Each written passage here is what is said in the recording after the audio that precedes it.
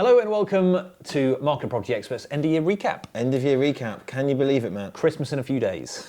It's been a quick year. So welcome to a change of scenery. If you haven't seen our newly refurbished office, then this is our shop floor, our top floor. Front of office. Warm fireplace. Christmas tree. There we go. Very festive today. So we've got to cover a few topics. Try not to ramble for too long and fire through these. So where should we start, James? I think we'll start with how we are at the moment in the current market. So I think for the first time in a long time, tenants have had choice in terms of properties. A quick little research on Rightmove before we came onto the video recording was that there are 139 one-bedroom properties available in Bournemouth at the moment, and a whopping 244 two-bedroom properties. That shows there's an awful lot of competition out there for landlords to make sure they get the best tenants at the best prices. Yeah, I think that's pretty much what we found recently. I don't think the market has, apart from a normal winter, Christmas, seasonal, slight decline, I think it is the choice that is probably slowing up what was a really busy market over the last year, 18 months. There was no choice. So it was basically, if you want it, you've got to take it. And it was really, really quick. And I think now we've got 30-something listings on our books, which is the highest we've had since probably COVID. That people do have a lot of choice and are just taking a little bit longer to make those decisions and getting out more viewings. And, we've been maybe spoilt over this period. So now it is, I think, like you said, there's two things. It's either standing out, your property standing out above other properties, or starting to think about being a bit more competitive on price. I think that comes down to how the property is presented and making sure that its features are really highlighted in its marketing. But yeah, I think it's unusual. It's not unusual. It's been a while since it's been like this, but there is competition out there. Tenants have got to meet those affordabilities. Remember, so in a time where wages have struggled, I suppose, a little bit. Tenants have really got to, where they've got that choice, they've got to make sure they know where those pounds are going. So that's kind of the observation, I think, on the. So the year in general has been really good. Yes, interesting year, isn't it? I think December is a unique month. We're still really busy the week before Christmas, still lots going on. Lots of exciting stuff happening in January as well.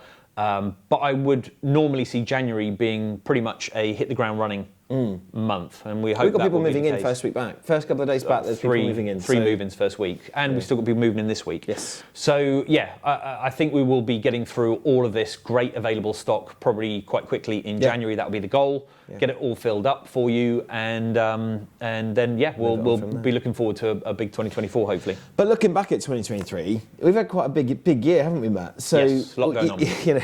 Back in September we rebranded, massive. There's been a lot of changes that have happened to the office, to our environment, to all of our marketing.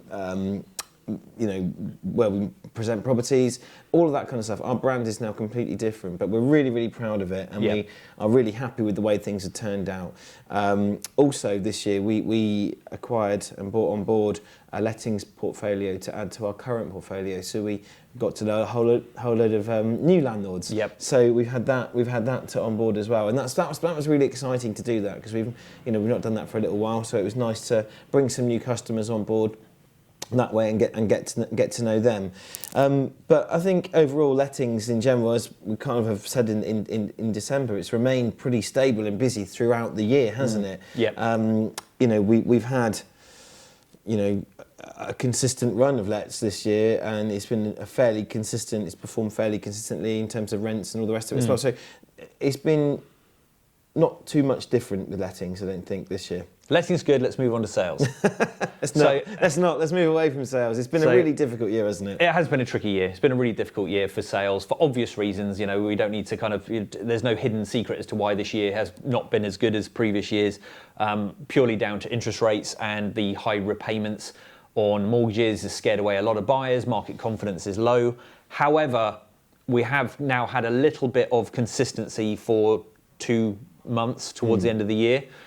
And I think probably where there's stability, people will kind of think this is where we're at now and will adapt, and they'll either buy and come back into the market, or they will stick out, I think, for a long term. Yeah. So, I don't think things are going to change anytime soon, and people still want to own homes, and it's still, I think, in most cases, cheaper to own than it is to buy, in particular the lower end of the market, first-time buyers market. So hopefully 2024 people come out of the woodwork. It's not going to take a big shift in interest rates for confidence to maybe creep back in. So we'll see. I think that's the thing. Looking at some Zoopla stuff again just before we came on, Zoopla was suggesting that house prices will reduce next year again, probably by 2%, they're saying.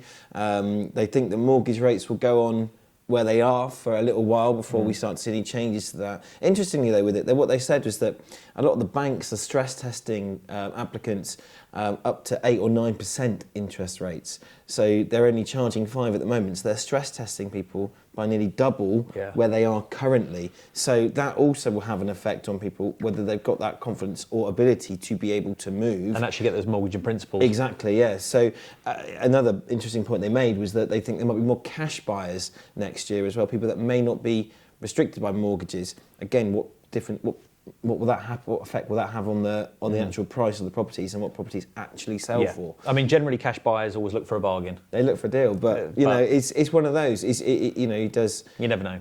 Remove a degree of uncertainty or degree of risk with the bank. So it is something which is.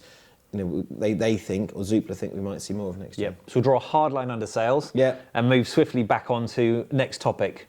So, the lettings, I think in 2024 we'll just continue to watch what happens with the Renters Reform Bill. Obviously, it's gone through its second reading now, I believe, in Parliament. So there's still going to be changes to that. We are seeing changes continuously as they go through it.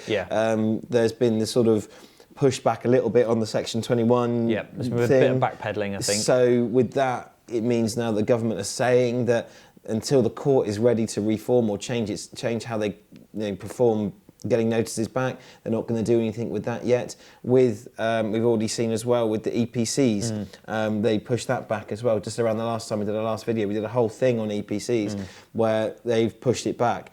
But it will be interesting to see which way this ends up going as we get closer to a general election, which is probably due either at the end of next year or they might bring it forward and it's somewhere in the middle. So it'll be interesting to see what everybody does. As we said before, there's consensus on certain issues. People don't want to see Section 21 exist any longer.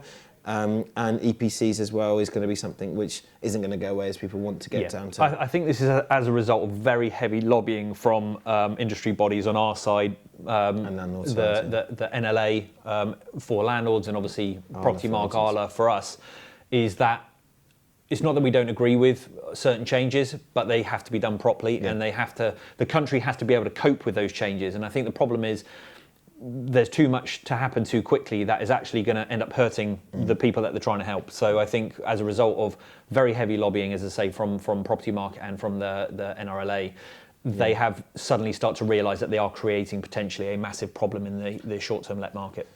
So I'm afraid that is just a case of watch this space and we will update you as soon as we get any information on that. But for now, I think the main thing, Matt, is we need to wish everyone a very happy Christmas. Merry Christmas. I hope you're all ready for a nice festive break. For those of you working over Christmas, I commiserate. But we are going to be closing on the 22nd this Friday. By the time you see this, it might only be a day or so before that, but yes, we will close on Friday. As always, we will have our out of hours emergency service available. Bank payments will continue. Payments will continue, and tenants are able to contact someone for emergencies. And we will be reopening on the 2nd, a bit quicker this year, with how the weekends and the bank holidays fall. Will be reopened on the 2nd, ready for a busy 2024. Indeed. Happy Christmas, everybody, everyone. and we'll see you in the new year. Take care. Bye-bye. Bye-bye.